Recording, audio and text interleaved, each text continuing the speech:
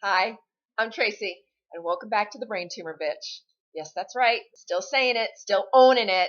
For those of you who haven't seen it, trust me, it's a great word, powerful.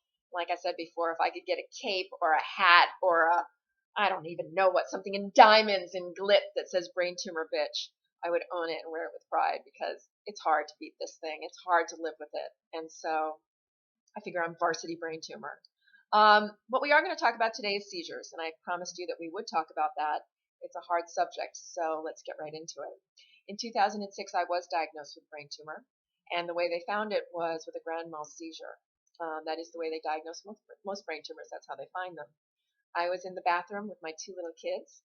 My son was 4 and my daughter was 18 months old. They were in the bathtub playing, and I walked over to the bathtub, and as I was walking over, my leg seized up and all the muscles tightened, and I had no idea what was happening, but I tried to say 911 to my son, who was 4 at the time, knowing that he probably had no idea what 911 was, but it was the only thing I knew to do. No words would come out. I began to fall. I hit my head on the porcelain sink and fell forward and hit my head on the iron tub, and then fell to the tile ground and began to shake and do all the things that are involved in a seizure. If you have them, you know what I'm talking about. I woke up to my 4-year-old naked and wet trying to pick me up, and my 18-month-old pouring water over my head. That's how this journey started. Unfortunately, I still have seizures to this day. They're not grand mal anymore, they're petit mal, or as they're sometimes called absentee seizures, if you've heard that word. It's very frustrating. It's very hard. It's humiliating and demoralizing. And I'm saying this honestly to you because it's hard to live with them. It's hard to all of a sudden feel something coming over you and you're scared and you don't know what's going to happen. And you usually end up sometimes just blanking out a little or having something called what I call a brain fart. And you're just sort of out of it for a minute. Sometimes it's worse. Sometimes you get nauseous. Sometimes you do throw up.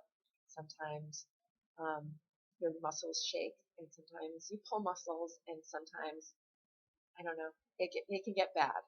And what I wanted to do is tell you, as a 10-year survivor, it can get bad. But a seizure is a fixed amount of time, as you know that. So it starts and then it ends. And you need to understand that it's time when it ends to pick yourself back up and dust yourself off or clean yourself up with a washcloth, and you know what I mean. Wipe away the tears and move on. And I know that doctors and nurses and social workers and all the people that are involved with your care will tell you seizures are just part of this. You know, you can get through it, move on. And I know you probably look at them and are like, screw you, you have no idea what this life is like. Well, I do. So you can listen to me. Anytime you have a seizure, understand that it starts and it ends. And when it ends, get up. Get up. Do whatever you need to do. I sometimes just eat Ben & Jerry's ice cream for the afternoon. Whatever you need to move on. Because this tumor is trying to take things away from you. And you're stronger than that. So get up and do something valuable with the rest of your day. Do something so that at the end of your day you can look back and say, what was the best part of my day?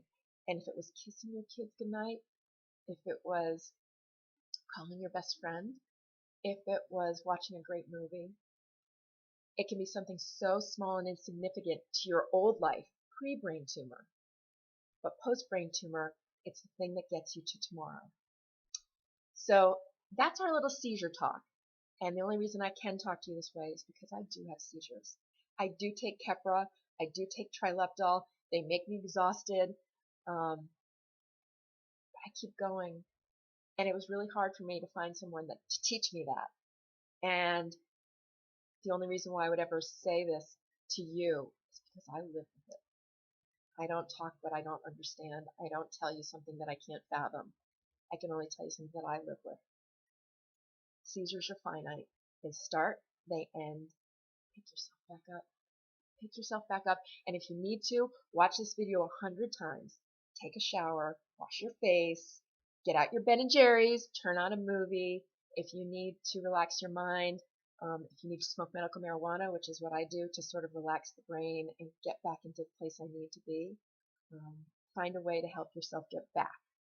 It's 5 minutes. I promised you 3-minute episodes, so I've gone way past. So I apologize, but this seizure episode is important, and we'll talk more about this along the way. And now I'm way past. It's 5 minutes and 17 seconds. Okay, look for me next time on the Brain Tumor Bitch, where we'll be talking about sex. I know that's the one everybody wants to hear about. So look for me next time. Enjoy your day. And if you have a seizure, get up. That's what I do. Bye-bye.